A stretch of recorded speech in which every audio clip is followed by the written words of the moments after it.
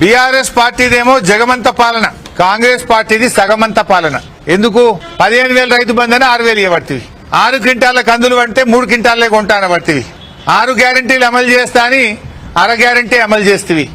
అందుకే నీది సగమంత పాలన. మేము అన్ని వర్గాలకు సంక్షేమాన్ని అందిస్తే మీరు మండలానికి ఒక్క గ్రామానికే సంక్షేమం అందించారు. మేము అన్ని గ్రామాలకు, అన్ని వర్గాలకు, అందరి ప్రజలకు మేము సంక్షేమం అందించాం. కానీ మీరు మాత్రం కొందరికే, కొన్ని వర్గాలకు, కొన్ని గ్రామాలకు మాత్రమే సంక్షేమ పథకాలని అమలు చేస్తా ఉన్నారు. మాది అసలు పాలన, మీది కొసరు పాలన. సంక్షేమం, సంపూర్ణం, సంతోషం, సంతృప్తి ఇది బీఆర్ఎస్ విధానం.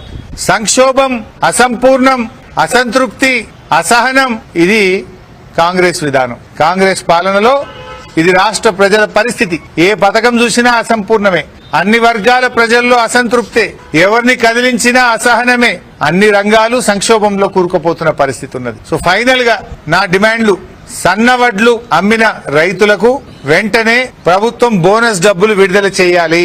షరతులు, కోతలు లేకుండా పూర్తి స్థాయి కందులు కొనుగోలు చేయాలి.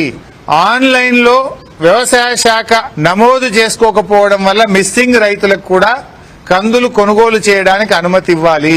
సన్ఫ్లవర్ కొనుగోలు కేంద్రాలను వెంటనే ప్రారంభించాలి.